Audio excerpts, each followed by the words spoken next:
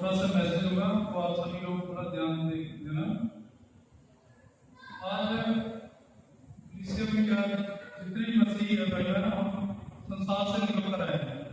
तो संसार में हमें क्या है, संसार की कोई भी जरूरतें हैं, रोटी है, कपड़ा, मकान, हर चीज की जरूरत है। तो मसीह में आकर भी हम क्या करते हैं कि हमारा ध्यान थोड़ा उधर रहता है, क्योंकि ये एक प्रकृति है, अलग हमें होता है, चिंता होती है। तो हमें वचन के द्वारा सीखना कि परमेश्वर का वचन हमें क्या सिखाता है, कैसे हम परमेश्वर में हम चल सकते हैं और संसार की जो वस्तुएं जो परमेश्वर हमारे लिए बनाई है, तो हम उसको कैसे प्राप्त कर सकते हैं। तो हम वचनों में चलेंगे। मत्ती 7 अध्याय के 7 पद में,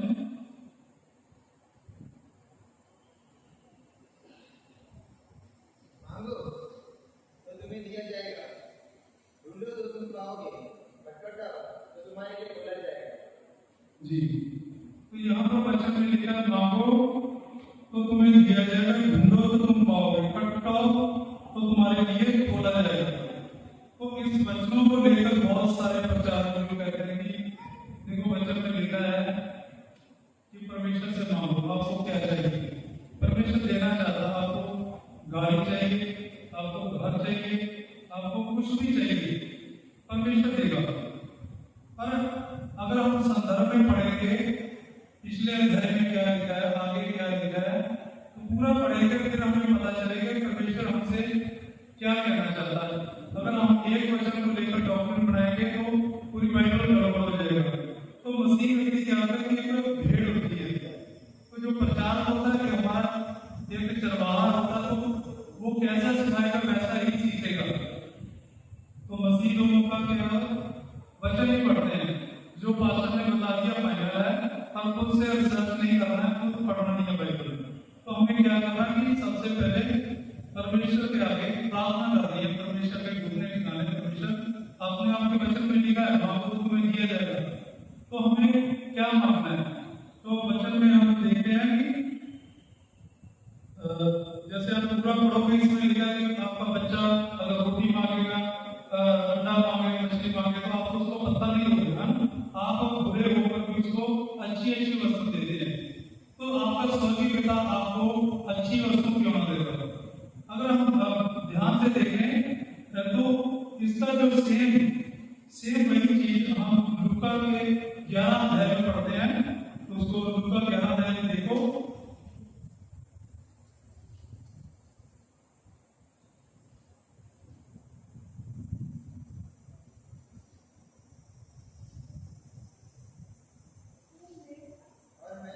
देखो आप जो पूरा इसको पढ़ लेना बाद में।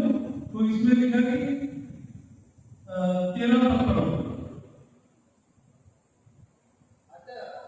जब तुम बुरे होकर अपने बच्चों को अच्छी वस्तुएं देना जानते हो, तो स्वर्ग के पिता अपने मांगने वालों को पवित्र आत्मा क्यों ना देगा।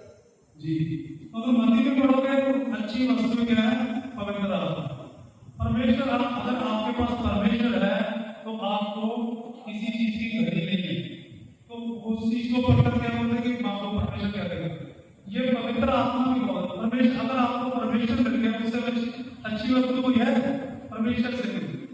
परमेश्वर आपको मिल गया तो आपको सब कुछ मिल जाएगा, क्योंकि परमेश्वर ने हमें माँ के घर में रखा है, परमेश्वर ने हमें 9 महीने पेट में पाला है ना, तो परमेश्वर ने हमें जीवन दिया, सब कुछ वही देता है। तो परमेश्वर हमें संसार वस्तु क्यों देगा। हमें वचन को जानना है और जो आपको सिखाने वाला है उसको भी जानना है। ठीक है, आप आदर करो आपके दास, पर वचन को भी चेक करो क्या जो सिखा रहा है क्या वचन के हिसाब से सही है। तो हम यहाँ पर जो मत्ती में लिखा है, मांगो तो तुम्हें दिया जाएगा, ढूंढो तो तुम पाओगे, खटखटाओ तो तुम्हारे लिए खोला जाएगा। क्या मांगना है, हमें परमेश्वर को मांगना, परमेश्वर को ढूंढना, परमेश्वर का द्वार खटखटाना है। तो प्रभु यीशु मसीह ने बोला, देख मैं द्वार पर खड़ा हूँ, खटखटा रहा हूँ, जो मेरे लिए दिल का द्वार खोलेगा मैं उसके अंदर भीतर आऊंगा। ठीक है, और उसके साथ भोजन करूंगा। भोजन क्या है, प्रभु यीशु मसीह ने बोला, मेरा भोजन मेरे भेजने वाले की इच्छा को पूरा करना है। तो हमारा भोजन क्या है, परमेश्वर की इच्छा को पूरा करना। तो हम क्या करते हैं, अपनी इच्छा परमेश्वर परमेश्वर ये चाहिए, परमेश्वर ये चाहिए, है ना।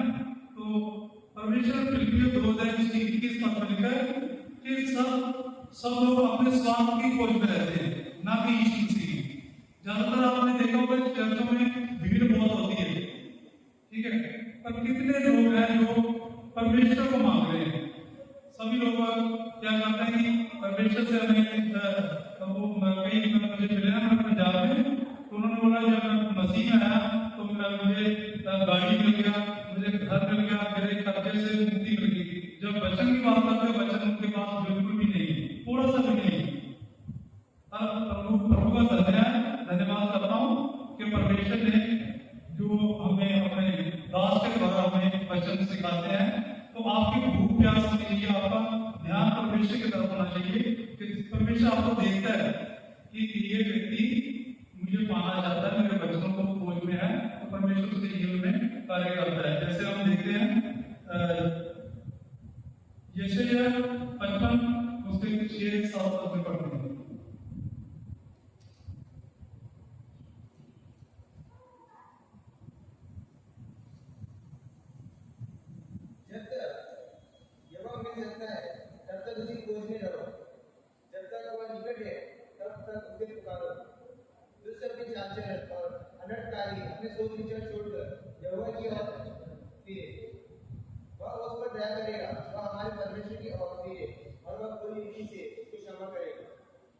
जी, तो यहाँ पर लिखा है जब तक यहोवा मिल सकता है तब तक उसकी खोज में रहो।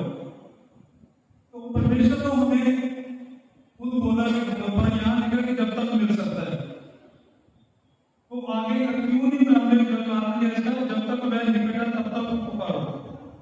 दुष्ट अपनी चाल से, अपने बुरे कामों से हम जो पहले क्या हमें मन फिराना है, क्योंकि प्रभु यीशु मसीह ने यही तो चाहते हैं, मन फिराओ क्योंकि स्वर्ग का राज्य क्या निकट है। तो हमें जब तक हम अपने चाल चलन को, अपने बुरे कामों को नहीं छोड़ते, तब तक परमेश्वर को हम कभी खोज नहीं सकते, परमेश्वर कभी भी पा नहीं सकते। तो प्रेरितों के काम में हमें परमेश्वर यही सिखाता, 17:26 पद में पढ़ते हैं।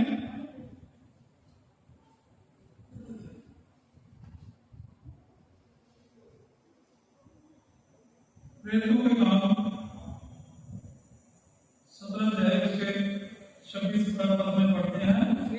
एक एक उनके मनुष्य की सब जातियां सारी पृथ्वी पर रहने के लिए बन रही है, और उनके ठहरे हुए रहने और निवास की सीमाओं को इसलिए बांधा है ये परमेश्वर को ढूंढे, कदाचि उसे ढूंढ कर पाए, तो भी वह हम में से किसी से दूर नहीं। देखो यहाँ पर लिखा है कि परमेश्वर हमसे दूर नहीं है, परमेश्वर चाहता कि आप उसको खोजो, परमेश्वर चाहता कि आपके साथ संगति करना। पर कारण क्या है, हमारे जो बुरे कामों के कारण, हमारे पाप के कारण, जैसे यशायाह 59 में लिखा कि हमारे पापों के कारण परमेश्वर और हमारे बीच में क्या है, जुदाई पड़ गई है। तो हमें जब तक हमारे अंदर पाप है, बुराई है, तब तक हम परमेश्वर हमसे संगति नहीं कर सकता है। तो हमें क्या करना है, परमेश्वर को सबसे पहले ढूंढना है। और भजन संहिता 53:2 में देखते हैं, भजन संहिता 53:2 में परमेश्वर ने स्वर्ग से मनुष्य के ऊपर दृष्टि की, ताकि देखे कि वे बुद्धि से चलने वाला या परमेश्वर को खोजने वाला है कि नहीं। देखो हमें परमेश्वर देख रहा है, वो चाहता है कोई मुझे ढूंढे, कोई हमें पुकारे, क्योंकि परमेश्वर ने हमें क्यों बनाया, हमारे साथ संगति करने के लिए। जब परमेश्वर ने आदम और हव्वा को बनाया, उसके साथ क्या करते थे, परमेश्वर संगति करते हैं, उसके साथ बातचीत करते हैं। आज भी परमेश्वर चाहता है, पर हमारे पापों के कारण परमेश्वर हमसे दूर हो गया। तो इसीलिए प्रभु यीशु मसीह को परमेश्वर ने भेजा, ताकि वो जो रिश्ता हमारा टूट गया था, वो परमेश्वर फिर से जोड़े। तो हम बात हो रही थी हमारी संसार की जो वस्तु हमारी जरूरतों को, और हम बात कहाँ जा रही है, परमेश्वर संगति कर रही है ना। हम सोच रहे हैं कि बात तो हो रही थी संसार की वस्तु के ऊपर, ये रिश्ता तो परमेश्वर के साथ हम बात हो रही है। तो अगर हम परमेश्वर के साथ रिश्ता जुड़ेंगे तो फिर हमारे परमेश्वर हमारे जीवन में क्या कार्य करेगा। जैसे पहला राजा में भी देखते हैं, पहला राजा में आप देख सकते हैं, जब पहला राजा को 3 अध्याय में देखते हैं, 5 पद में उसमें देख सकते हो। अगर कोई वचन निकाला है तो आप देख सकते हो। अगर मान लो संसार में वस्तु आपको चाहिए तो क्या करना पड़ेगा? अगर कोई वचन निकाला है तो आपको पढ़ सकते हो। पहला राजा 5 अध्याय इसके 3 अध्याय उसके 5 पद से लेकर 14 पद। कि मेरा पिता दाऊद अपने पंजे से यहोवा के नाम का एक भवन इसलिए न बनवाया सका कि वह चारों ओर लड़ाई होगी, तब तक सीधा रहा, जब तक यहोवा ने उसके शत्रुओं को उसके पाँव तले न कर दिया। कहाँ पढ़ा था? ये कौन सा पढ़े? पहले राजा 5 नहीं, मैं पढ़ता हूँ पहले को 3 का। गिबोन में यहोवा रात को सोमन के द्वारा सुलेमान को दर्शन देकर कहता है, जो कुछ तू चाहे कि मैं तुझे दूं वो मांग। देखो यहाँ पर परमेश्वर बोलता है कि जो मांगना है मांगो। किसको बोल रहा है? सुलेमान राजा। सुलेमान ने कहा, तू अपने दास मेरे पिता दाऊद पर बड़ी करुणा करता है, क्योंकि मैं अपने को तेरे सम्मुख जाकर तेरे साथ सच्चाई और धर्म और मन की सिधाई से चलता रहा। और तूने यहाँ तक कि उस पर करुणा की थी कि उसे उसकी गद्दी पर विराजमान एक पुत्र दिया, जैसा कि आज वर्तमान है। और जब हे मेरे परमेश्वर यहोवा, तूने अपने दास को मेरे पिता दाऊद के स्थान पर राजा किया है, परंतु मैं छोटा लड़का सा हूँ जो भीतर बाहर आना जाना नहीं जानता। तो दाऊद राजा के बारे में आप जानते हो, एक भेड़ बकरी चराने वाला था, ठीक है। तो परमेश्वर ने उसको क्या बना दिया? राजा बना दिया, ठीक है। तो परमेश्वर हमें क्यों ना देगा? तो फिर उसके बाद क्या किया? उसके बेटे को उसके जगह क्या बना दिया। क्यों किया? क्योंकि वो परमेश्वर की नजर में अच्छे लोग थे, परमेश्वर को भय मानने वाले लोग थे। तो हमें भी वैसे मानना चाहिए। परमेश्वर ने उसको बोला क्या मांगो, क्या चाहिए आपको। और अब हे परमेश्वर यहोवा, तुमने अपने दास को मेरे पिता दाऊद के स्थान पर राजा किया, परंतु मैं छोटा सा लड़का हूँ, भीतर बाहर आना जाना नहीं जानता। फिर तेरा दास तेरी चुनी हुई प्रजा के बहुत से लोगों के मध्य में है, जिनकी गिनती वैतात्म के मारे नहीं हो सकती। तू अपने दास को अपनी प्रजा का न्याय करने के लिए समझने की ऐसी शक्ति दे कि मैं भले बुरे को परख सकूं, क्योंकि कौन ऐसा है कि तेरी इतनी बड़ी प्रजा का न्याय कर सके। तो यहाँ पर देखो कि सुलेमान राजा ने क्या मांगा? परमेश्वर की प्रजा के लिए मांगा, अपने लिए कुछ नहीं मांगा उसने। तो अगर हमें मौका मिलेगा, है ना, अगर मान लो हम परमेश्वर आज हमारे पूछे भी आपको क्या चाहिए, हम तो लिस्ट लाइन लगा देंगे, आज के मसीहों में लाइन लगा देंगे, मुझे ये भी चाहिए वो भी चाहिए। तो आगे परमेश्वर इस बात से प्रभु प्रसन्न हुआ कि सुलेमान ने ऐसा वरदान मांगा है। तब परमेश्वर ने उससे कहा, इसलिए कि तूने यह वरदान मांगा है, ना तो दीर्घायु और ना धन और ना अपने शत्रु का नाश मांगा, परंतु समझने के लिए विवेक का वरदान मांगा। इसलिए सुन, मैं तेरे वचन के अनुसार करता हूँ, तुझे बुद्धि और विवेक से भरा मन देता हूँ, यहाँ तक कि तेरे समान ना हो तुझसे पहले कोई कभी हुआ और ना बाद में कभी होगा। फिर जो तुमने नहीं मांगा अर्थात धन और महिमा, वह भी मैं तुझे यहाँ तक देता हूँ कि तेरे जीवन भर कोई राजा तेरे तुल्य ना होगा। फिर यदि तू अपने पिता दाऊद के समान मेरे मार्गों पे चलता होगा, मेरी विधियों और आज्ञाओं को मानता रहेगा, तो मैं तेरी आयु को बढ़ाऊंगा। हालेलुया। देखो परमेश्वर ने यहाँ पर क्या बोला कि अगर तू अपने पिता दाऊद की तरह मेरी आज्ञा को मानेगा, मेरी विधियों को मानेगा, तो मैं आपको लंबी आयु भी दूंगा। और जो तूने नहीं मांगा, धन भी नहीं मांगा, दौलत भी नहीं मांगा, लंबी आयु भी नहीं मांगे, है ना, वो सब कुछ दिया। तो उसने क्या ना लंबी आयु मांगी है, ना किसी का नुकसान मांगा है, कुछ नहीं मांगा, बस परमेश्वर को मांगा उसने। तो बुद्धि क्या है? बुद्धि परमेश्वर। अगर हम परमेश्वर हमारे पास आ गए तो हमें सब कुछ देगा, क्योंकि परमेश्वर जी ने बोला कि स्वर्ग और पृथ्वी का सारा अधिकार मेरे पास है। तो हमें क्या मांगना है? परमेश्वर को मांगना है। तो जब हम पढ़ते हैं पहला यूहन्ना की पत्री में पढ़ते हैं, उसके 5 अध्याय के 14-15 पद में पढ़ेंगे।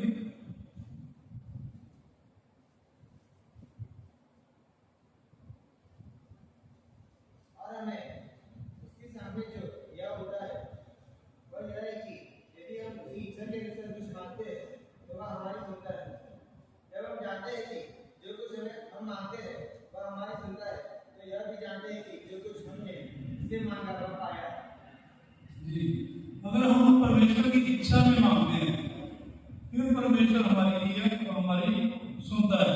तो हम क्या करते हैं, अपनी इच्छा में मांगते हैं, परमेश्वर की इच्छा में नहीं मांगते। हमें क्या करना है, परमेश्वर की इच्छा में मांगना है। तो हमें प्रभु यीशु मसीह के जीवन से देखना पड़ेगा, प्रभु यीशु मसीह को पहचानना है। जैसे प्रभु यीशु मसीह, उसने देखो एक धनी व्यक्ति और एक जो फरीसी शास्त्री अमीर व्यक्ति था, तो एक नॉर्मल व्यक्ति, तो वो प्रभु के पीछे उन्होंने बोला कि मैं आपके पीछे चलना चाहता हूँ। तो प्रभु ने उसको मना कर दिया कि आप मेरे पीछे नहीं चल सकते, क्योंकि आज के पक्षियों के क्या क्या है, घोंसले हैं, और लोमड़ियों के क्या बट्टे हैं। तो पंछियों के और जानवरों के भी घर होते हैं, और मनुष्य के पुत्र के सिर रखने की जगह भी नहीं है। तो आप मेरे पीछे नहीं चल सकते, क्योंकि वो फरीसी शास्त्री देखते हैं तो उनका जीवन कैसे होता है, बहुत बढ़िया उनका जीवन, अच्छा जीवन उनका होता है ना। वो बड़े लोग होते हैं फरीसी शास्त्री, जो पूरा उनका देव पुत्र के होते हैं ना।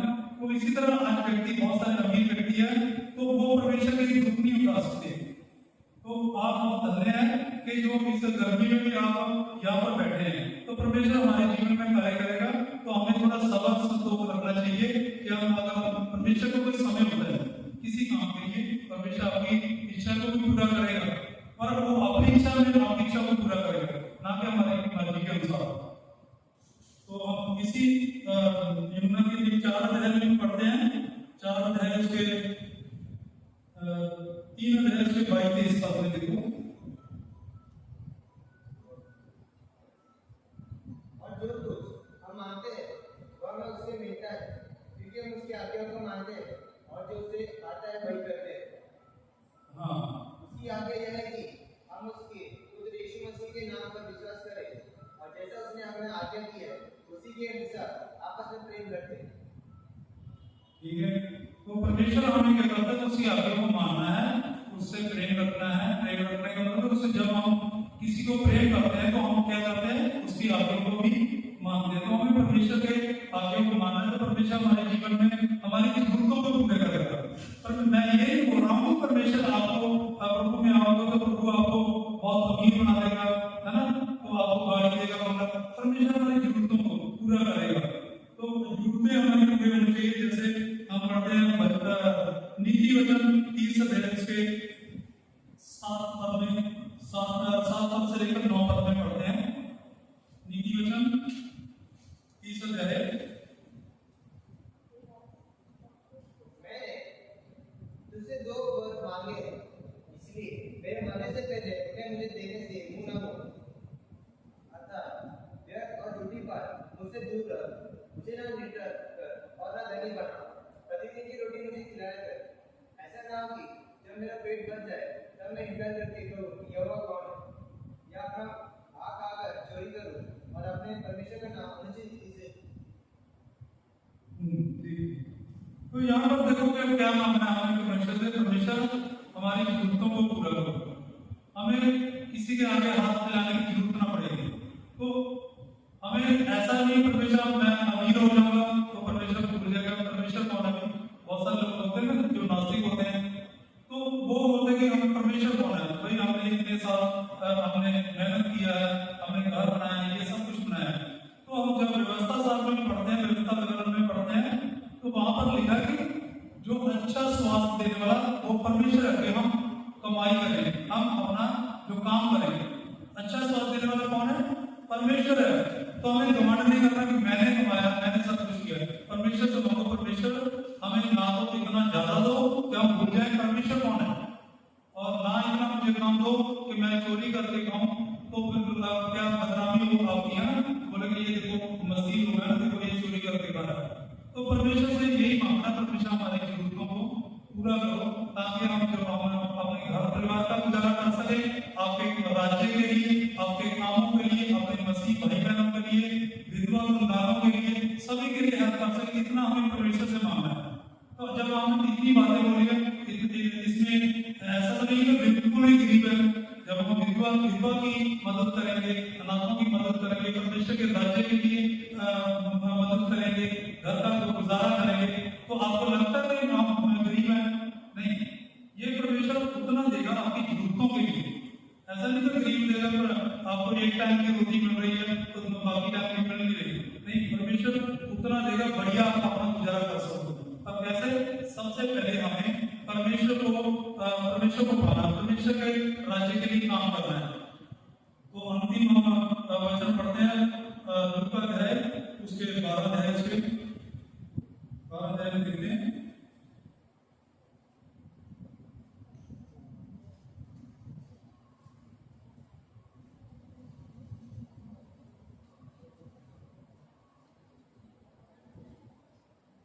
यहाँ पर हम 13 पद से पढ़ते हैं।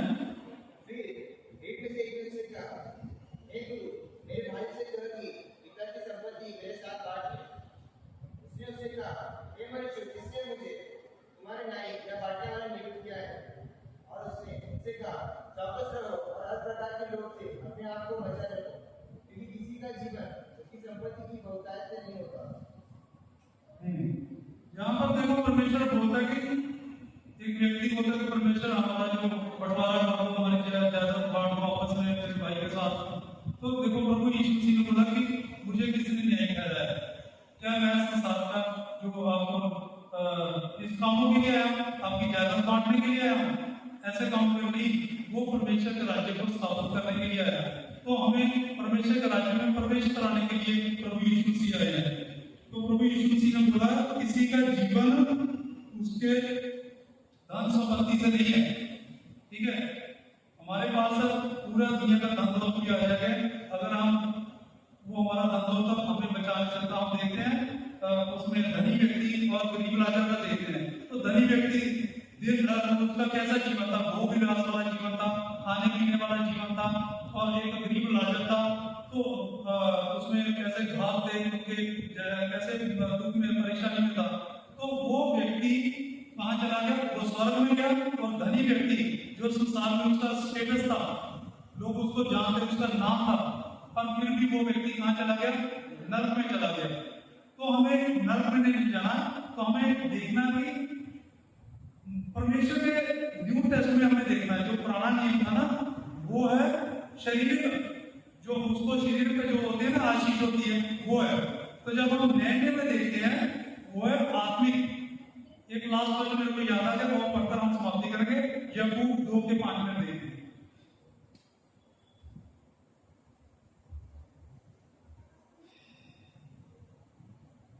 हे मेरे प्रिय भाइयों, सुनो, क्या परमेश्वर ने इस जगत के प्रकारों को नहीं चुना कि विश्वास से धनी और उस राज्य के अधिकारी हो जिसकी प्रतिज्ञा उसने उनसे की है जो उससे प्रेम करते हैं? जी, तो परमेश्वर ने क्या कंगालों को नहीं चुना कि आत्मा में हमें धनी होना है? कैसे होना है? आत्मा में धनी होना है। संसार की वस्तु में जो होती है ना, ये हमें बचा नहीं सकती। ये थोड़े समय के लिए, 60-70 साल के लिए, 80 साल के लिए, 100 साल के लिए हमें अच्छा लगेगा, उसके बाद मानना ही है। मेरी 45वां साल चल रहा है, तो मुझे पता नहीं कब मैं इतनी एज हो गई है, तो अभी 45 चल रहा है ना, तो पता नहीं चलता, सालों को पता नहीं चलता। तो क्या हम इस जीवन के लिए परिश्रम करते हैं? हमें उस जीवन के लिए परिश्रम करना है जिसके लिए प्रभु यीशु मसीह धरती पर आए हैं। हमारे आपके पूरे जगत के लिए हमारे लिए अपनी जान दी। तो हम उसकी जो हमारे लिए कुर्बानी दी है, अपना बलिदान दिया, उसको हमें व्यर्थ नहीं करना है। तो उसके राज्य के लिए, तो हमें परमेश्वर के राज्य के लिए काम करना है। तो परमेश्वर से मांगना, परमेश्वर हमारी जरूरतों को पूरा करो। और मैंने कभी भी जितने भी परमेश्वर के दास करते, मैं उनसे यही प्रार्थना करवाता था, मुझे धर्मी और पवित्रता वाला जीवन चाहिए। तो बोलते हैं और क्या चाहिए? मैंने बोला यही चाहिए बस। जब हम ये हमारे जीवन मिलेगा, उसके बाद परमेश्वर हमारी जरूरतों को भी पूरे करेगा और किसी चीज की परमेश्वर घटी भी नहीं होने देगा।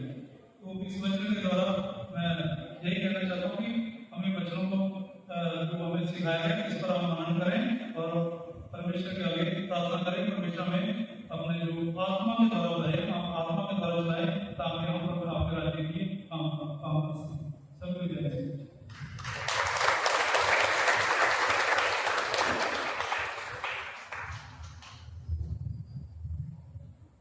थैंक यू सर, बहुत अच्छा से पंजाब में बताया, हिंदी में बताया था, सब पंजाबी में बताया, हिंदी में बताया।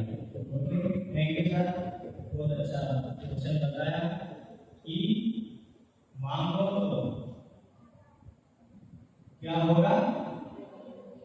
हम भी बचपन में भीख मांगते थे मम्मी पापा को। किसको? पापा 1 रुपए दे दो। तो मेरा पापा 1 लाख मारा या हाथ में 1 लाख मारा, बहुत सीरियस है मेरा पापा। तो बार बार सताते हैं, लेकिन बाद में क्या किया? 2 रुपए का लड्डू खिलाया। हमारा बालाजी ने पता कैसा रहता है, 2 रुपए का लड्डू खिलाया। लात मारा 1 रुपए के लिए, लेकिन उसके पीछे क्या मिला? 2 रुपए का लड्डू मिला। वही हॉस्पिटल लेके गए, पट्टी लगाए, वही मतलब परमेश्वर को हम मांगने से दान भी मिल जाता है और बहुत बड़ा और आशीर्वाद भी मिल जाता है। इसलिए प्रभु का वचन ये कहता है, भजन संहिता 91:15 में एक बात लिख दिया है परमेश्वर ने। पढ़ेंगे भजन संहिता 91 अध्याय 15 वचन। जब वो मुझको पुकारे मैं उसकी सुनूंगा, संकट में भी मैं उसके साथ रहूंगा। संकट में भी प्रिय भाइयों, जब राष्ट्र कोई भी दुनिया में जब काम है, जब जरूरत है, तब हमें मदद करने आते हैं। लेकिन परमेश्वर कहता है दुनिया जिधर से रुकती है, परमेश्वर उधर से भी मदद करना चाहता है, संकट से भी मदद करना चाहता है, आनंद में ही नहीं, संकट से भी। करुणा में इतने लोग परेशान में थे, लेकिन परमेश्वर संकट में हम लोग पैसा देकर घर के खाने के रोज, लेकिन ऐसा मदद किया। कुछ लोग आकर ले लो बाबा, आपको चावल नहीं है ब्रदर, ये चावल ले लो ब्रदर, आपके पास पैसा नहीं है ले लो, पैसा ले लो। इतने लोग मदद किए, इसलिए कहता है परमेश्वर मैं संकट में भी साथ देने वाला हूं। कैसे साथ मिलेगा? जब पिता मैं मजबूर में फंसा, मैं मजबूर में फंसा हूं, इसलिए भक्त गाना तो लिखता है, हर मुसीबत में मुझको संभाला, हर मुसीबत में सबको संभाला,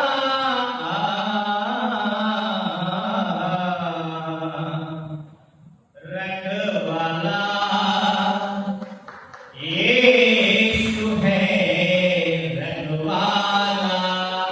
ताली बजाकर गाएंगे, ताली बजाते हुए गाना गाकर प्रभु का महिमा करेंगे, क्योंकि संकट में भी साथ देने वाला है। प्रभु ये सभा से हमें ये बात करता है, बेटा बेटी अगर तुम मेरे से अगर पुकारती हो तो मैं संकट में, हर मुसीबत में, हर मुसीबत में मुझको संभाला, हर मुसीबत में मुझको संभाला। अब ढोलक राजा रखवाला यीशु है, रखवाला, रखवाला यीशु है, रखवाला, रखवाला।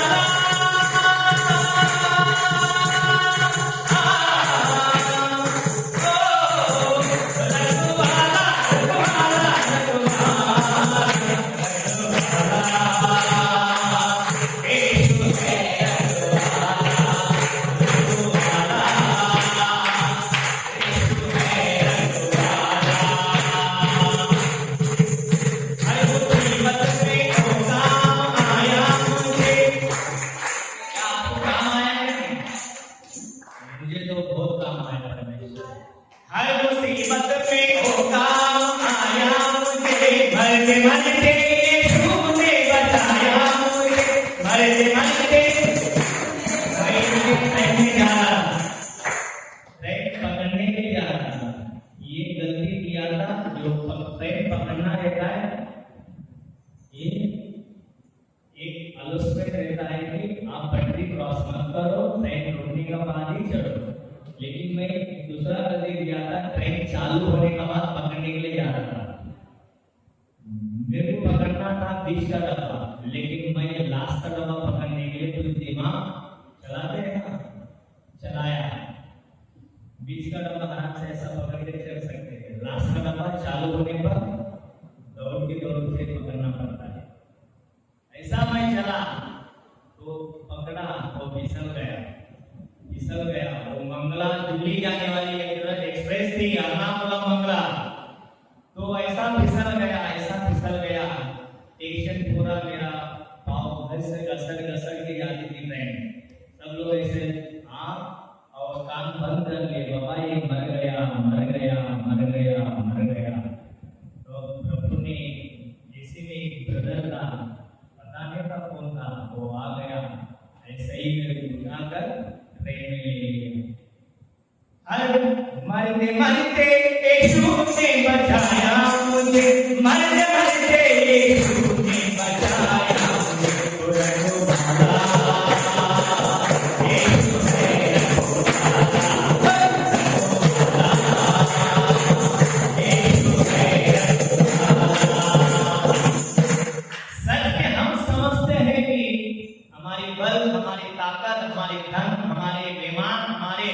परिवार ये कुछ भी नहीं साथ आएंगे। मैं परिवार के लिए मेहनत करने के लिए खड़ा हो गया था, मेरा परिवार मेरे को नहीं बचाया, लेकिन प्रभु ने बचाया। प्रभु ने वो अंदर था एसी का डब्बा में, एसी के अंदर था ऐसा नहीं दिखता है, लेकिन ऐसा ध्यान दिलाया परमेश्वर कि वहां पर वो बताता है, बाबा तो दूसरा जन्म ले लिया। क्या हुआ? दूसरा जन्म ले लिया ट्रेन का नीचे बचने से। तो कभी कभी ऐसा हो जाता है, प्रभु ऐसा आश्चर्य से बचा देता। आप कोई सुना है ट्रेन का नीचे जाते हैं लेकिन मरते नहीं है। इसके लिए बहुत अच्छा तरीका से बहुत हम लोग लिखते हैं, हर मुसीबत में परमेश्वर साथ देने वाला है, बस आप पुकारना चाहिए, बस कोई भी साथ नहीं देगा। हमारे घर तो तुरंत 3 हफ्ता हो गया, मैं ये सिंगर में 1.5 हफ्ता क्यों आपसे दुआ मैं काम बताता हूँ। हमारा घर टूटकर एक 40 घर टूटा है, म्यूनसिपालिटी में आके तोड़ दिया है, 3 हफ्ता हो गया, हमको एक भी नहीं आकर देख रहा है इलाज करने वाला, लेकिन प्रभु हमें संभाल रहा है कि इसके लिए जब ऐसा वचन ध्यान करने से, ऐसा भक्त परमेश्वर का दास का वचन तो से बात करता है प्रभु की मेरे को आप पुकारो, मैं तैयार हूं, मैं जवाब देता हूं, कितना भी बड़े मुसीबत में रहे हो, कितना भी बड़ी रहे हो मुसीबत, मैं साथ देगा। इसके लिए गाना लिखता है, हर मुसीबत में वो काम आया मुझे, हर मुसीबत में वो काम आया मुझे,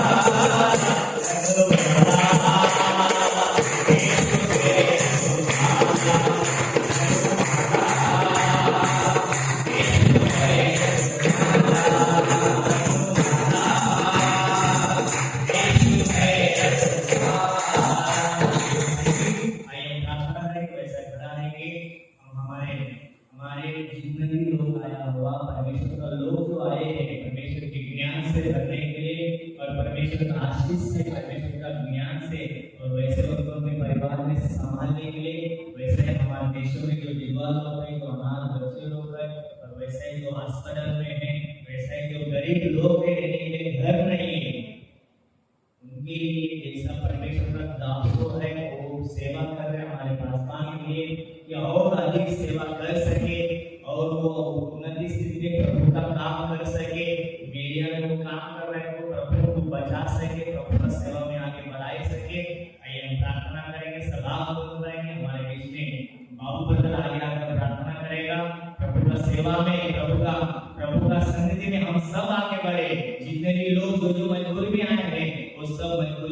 को दूर करें, वो सब जो भी समस्या है प्रभु दूर कर, हम प्रभु के लिए खड़ा हो सके, हमारे भारत देश में शांति आ सके। आप पर प्रार्थना करेंगे, तो उनके साथ हम प्रार्थना में शामिल हो जाएंगे। आइए प्रार्थना।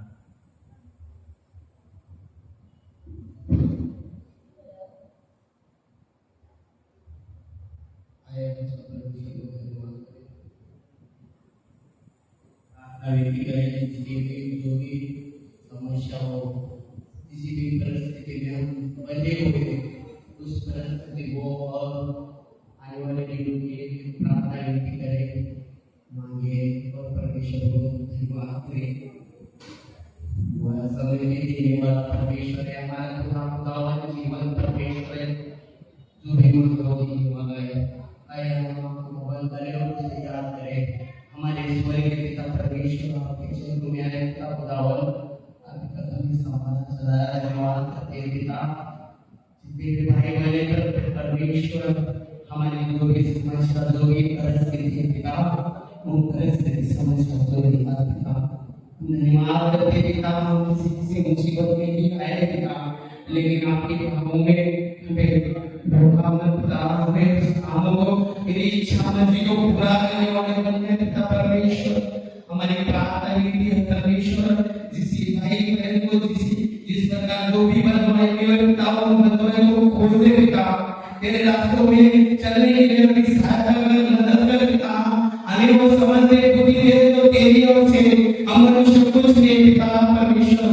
हम हर बातों में हमें समझा चला तो कार्य कर परमेश्वर, हमें समझ दे, बुद्धि दे, ज्ञान दे पिता। हमें तेरे रास्तों में चला पिता परमेश्वर। मेरी प्रार्थना विनती करता हूँ पिता, उस बंधनों को खोल, हर एक सैतानी बंधनों में से निकाल। किसी प्रकार के कोई भाई बहन जो बंधे हैं पिता, उन परिवारों को भी निकाल, उन दिलों उन मनों को खोल पिता।